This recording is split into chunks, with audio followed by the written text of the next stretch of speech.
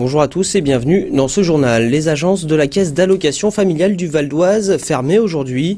En cause, une grève des salariés pour dénoncer le projet d'achat d'un bâtiment de 13 000 m² dans Cergy. D'ici 2013, l'ensemble des services de l'agence pourrait être regroupés dans ce lieu unique. Cet après-midi, à Argenteuil, des employés se sont donc réunis pour protester contre cette restructuration. Nicolas Belmont, Christophe Aubry. Retrait du projet de regroupement, ni amendable, ni négociable. Plusieurs dizaines de manifestants et un seul mot d'ordre, non au regroupement. D'ici 2013, l'ensemble des services de la CAF du Val d'Oise pourraient être réunis dans un bâtiment unique à Cergy. Le projet n'était encore qu'à l'étude, mais pour les employés des agences menacées, l'inquiétude est vive. Souci au niveau de l'organisation du temps de trajet, temps de travail, tout ce qui est contraintes familiales, garde d'enfants, etc. Donc nous on veut pas de ça, c'est tout. En fin de carrière, j'ai pas envie d'aller faire des kilomètres sur Cergy alors qu'on a des emplois sur place et puis même pour les allocataires, ça serait infernal de se déplacer sur Cergy. Dans le projet de la direction, de simples points d'accueil pourraient succéder aux antennes d'Argenteuil et de Sarcelles. Mais pour les syndicats, cette solution ne réglera pas les soucis auxquels l'agence est confrontée. Regrouper tout le personnel, c'est remettre en cause l'accueil de proximité des allocataires et c'est surtout chercher à faire des économies de personnel en regroupant au détriment de notre vie de famille plutôt que d'embaucher les effectifs nécessaires qui font cruellement défaut aujourd'hui. Pour la direction de la CAF, cette restructuration est pourtant nécessaire. En regroupant la quasi-totalité de ses 650 employés dans un lieu unique, son directeur espère gagner en productivité et réduire les coûts de fonctionnement. Une caisse d'allocation familiale, comme tout service public, doit trouver les points d'équilibre entre une proximité, une performance de service et également un coût de gestion. Et dans ce domaine-là, nous avons des exigences de la part des pouvoirs publics d'avoir des coûts de gestion qui soient moindres que ceux que nous connaissons aujourd'hui. Budget de l'opération, 30 millions d'euros. Mais pour l'instant, le projet n'est encore qu'à l'état d'étude. La direction de la CAF devrait annoncer sa décision en septembre prochain. En bref, à Saint-Gratien, les enfants de réfugiés n'auront pas accès au centre de loisirs cet été. Ainsi en a décidé le tribunal administratif qui a rejeté la requête d'une fédération de parents d'élèves contre la mairie. Le juge des référés a estimé qu'il n'y avait ni urgence ni atteinte à une liberté fondamentale pour ces enfants privés de services périscolaires depuis près d'un an. Le collectif de soutien à ces enfants de réfugiés tchétchènes n'abdique pas pour autant et réfléchit déjà à d'autres actions en justice. En attendant, pour cet été, il proposera des sorties à ses enfants. En bref, toujours, l'opération Tranquillité Vacances fait son retour cet été jusqu'au 4 septembre. Ceux qui ont la chance de partir pourront donc le faire l'esprit tranquille. S'ils le souhaitent, des patrouilles aléatoires de police ou de gendarmerie surveilleront leur domicile de jour comme de nuit pendant leur absence. Vous trouverez toutes les informations sur le site internet de la préfecture du Val d'Oise.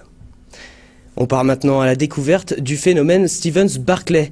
Ce champion de taekwondo règne dans l'Hexagone sur la catégorie des moins de 63 kg depuis 2 ans. Une performance remarquable quand on sait que le Cergissois n'a derrière lui que 6 années de pratique.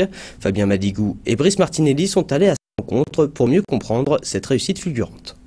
C'est l'histoire d'un mec qui a troqué ses habits de tous les jours pour le kimono de taekwondo.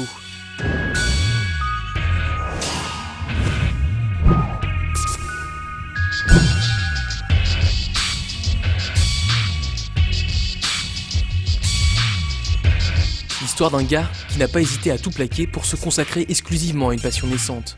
Peut-être une envie de s'en sortir, de faire autre chose que ce que je faisais tous les jours. C'est vrai que j'ai arrêté les cours assez tôt, je me suis mis à bosser super tôt. Et je pense que c'est cette détermination qui a fait que, et cette envie qui a fait que je veuille m'en sortir. Et puis de trouver ce sport, je pense que c'est l'accumulation des deux qui a fait que j'arrive à ce niveau-là aussi vite. Rien ne prédestinait pourtant Stevens Barclay à devenir l'un des meilleurs Français de sa discipline. Après avoir écumé les skateparks d'Île-de-France, le jeune homme s'était mis à la gymnastique avec une certaine réussite pendant 4 ans. Il teste ensuite le jiu-jitsu, la capoeira ou encore l'aïkido sans jamais vraiment accrocher.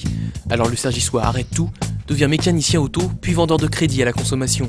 Mais son destin est ailleurs et parfois il suffit d'un petit rien pour changer le cours d'une vie. Ça faisait longtemps que je faisais pas de sport.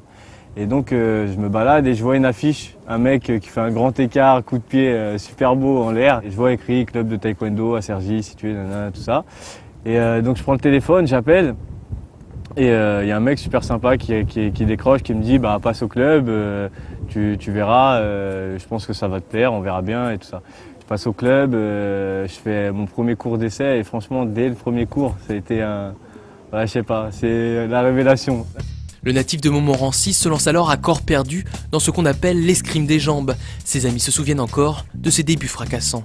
On finissait l'entraînement, il nous disait encore, on continue. C'est un peu cliché, mais c'est vraiment vrai. C'est vraiment vrai. Les premières compètes, premier KO en ceinture blanche contre des ceintures noires.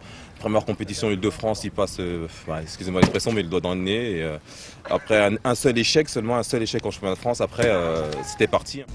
Bien aidé par un physique adapté au taekwondo et une volonté de fer, le longiligne valdoisien gravit les marches vers l'élite à vitesse grand V.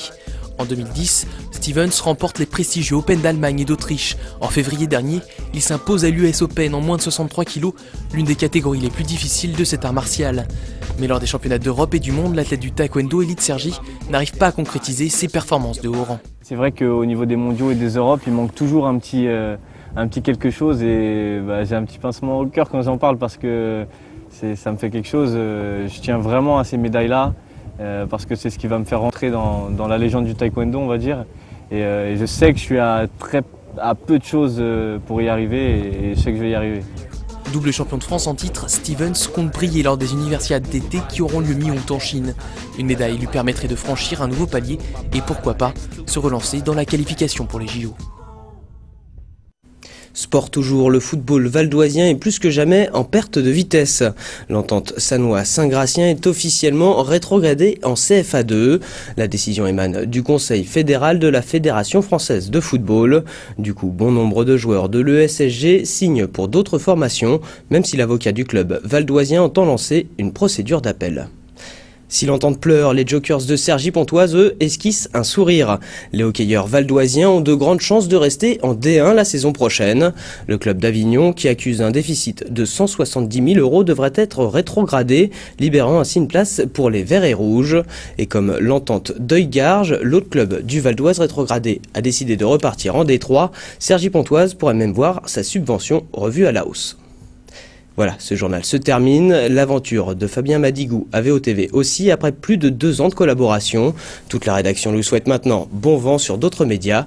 Les équipes changent, mais l'info, elle, continue, notamment sur vonews.fr. À demain.